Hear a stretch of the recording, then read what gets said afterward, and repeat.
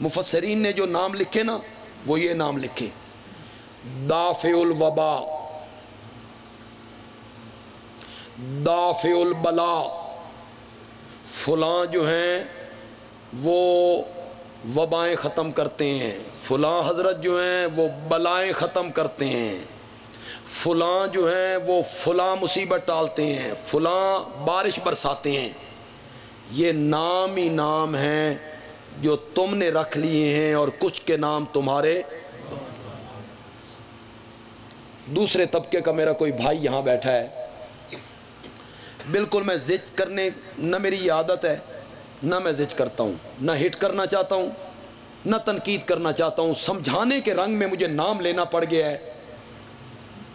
آج نام کیا ہیں؟ داتا، گنج بخش، دستگیر، غوث اعظم، لجپال، غریب نواز، کرنیاں والا، بھرنیاں والا، کرما والا، فضلاں والا، اور فلاں جو ہے وہ کھوٹی قسمتیں۔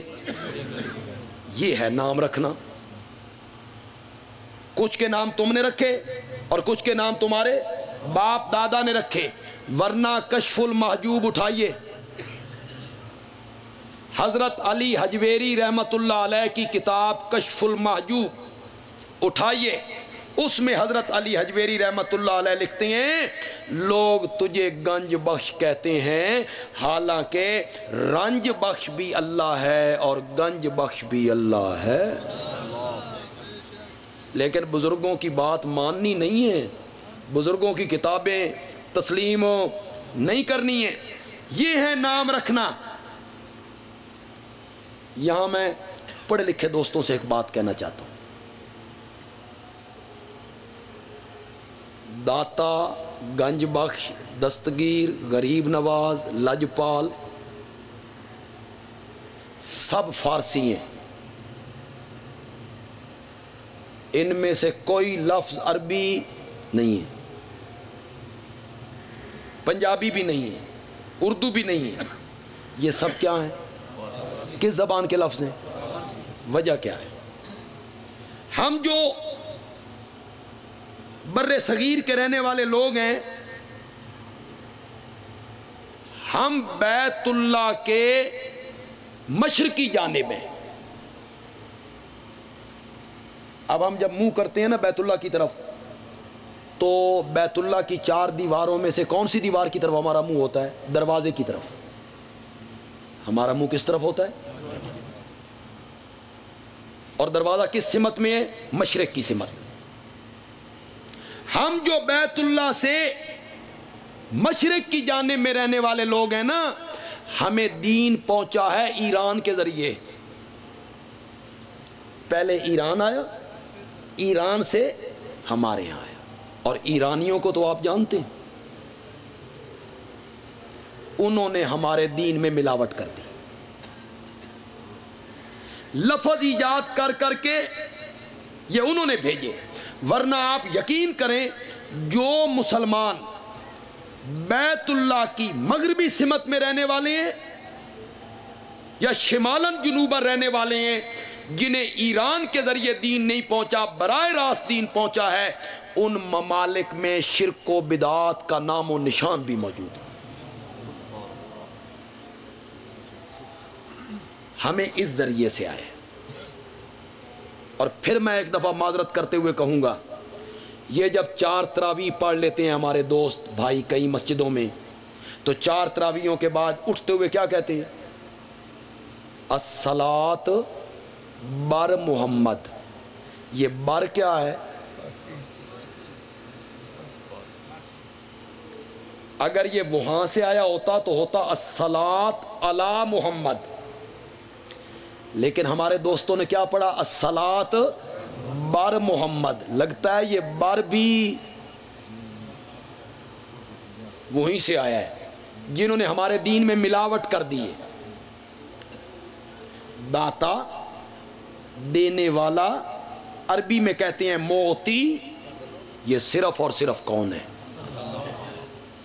خزانے بخشنے والا، دستگیر مدد کرنے والا، غوث اعظم، اللہ اکبر۔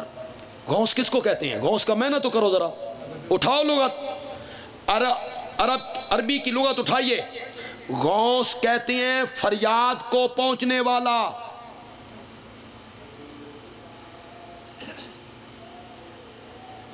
اگر نہیں سمجھ آ رہی تو یہ جو عدالتوں میں استغاثہ کرتے ہو، یہ استغاثہ اسی غوث سے نکلا ہوا لفظ ہے۔ مدد چاہنا،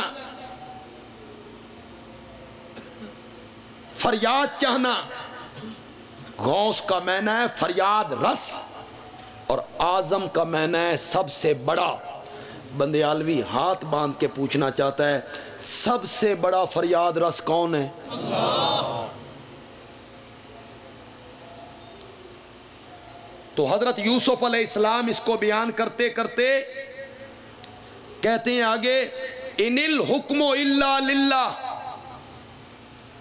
حکم کرنا، امر کرنا کس کے اختیار میں؟ اللہ کے اختیار میں۔ پھر حضرت یوسف اللہ کا حکم سنانے لگے۔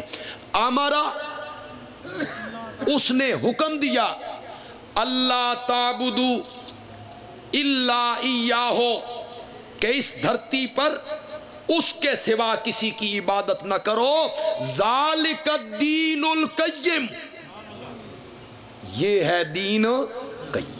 یہاں بھی دین عبادت کے معنی میں استعمال ہوا، لیکن الدین کا لفظ جب یوم کے ساتھ آ جائے، جیسے یہاں آیا ہے، الدین سے پہلے ہو یوم، تو پھر الدین کا معنی ہوگا جزا، بدلہ۔ تو اب یہاں معنی کریں گے مالک ہے بدلے کے دن کا۔ سمجھ آ گئی آپ کو؟ مالک ہے جزا کے دن کا، اور جزا کے دن سے مراد کون سا دن ہے؟ قیامت کا دن۔ یعنی قیامت کے دن کا مالک جو ہے وہ کون ہے؟ اللہ۔ اچھا یہ بتائیے، دنیا کا مالک کون ہے؟ اللہ۔ تو پھر یہاں یہ کیوں کہا کہ مالک ہے قیامت کے دن کا؟ یہ ایک سوال پیدا ہوتا ہے، اس کو ذرا غور سے سن لیجئے، انشاءاللہ شرح صدر ہو جائے گا انشاءاللہ۔ حالانکہ دنیا کا مالک بھی وہی ہے، تبارک الذی بیدہ الملک قل اللہم مالک الملک للہ ملک السماوات والارض لہو ما فی السماوات و ما فی الارض۔ میں کتنی آیتیں پیش کروں؟ ایک حدیث بھی پڑھ دیتا ہوں، چلو حدیث سے پہلے میں ایک عام فہم بات کر دیتا ہوں۔ جو عام میں سے لوگ حج پہ گئے ہیں یا عمرے پہ گئے ہیں، جب احرام باندھتے ہو اور تلبیہ پڑھتے ہو، تو جن کو وہ تلبیہ آتا ہے ذرا پڑھو، لبیک اللہم لبیک لا شریک لک لبیک ان الحمد لک والملک ان الحمد والنعمت لک، حمد بھی تیرے لیے، نعمتیں بھی تیرے لیے، والملک، اور ملک بھی تیرے لیے۔ تو ہر حاجی اقرار کرتا ہے، قرآن نے اس کو بار بار بیان کیا۔ اشہد ان لا الہ الا اللہ وحدہ لا شریک لہ لہ الحمد ولہ الملک۔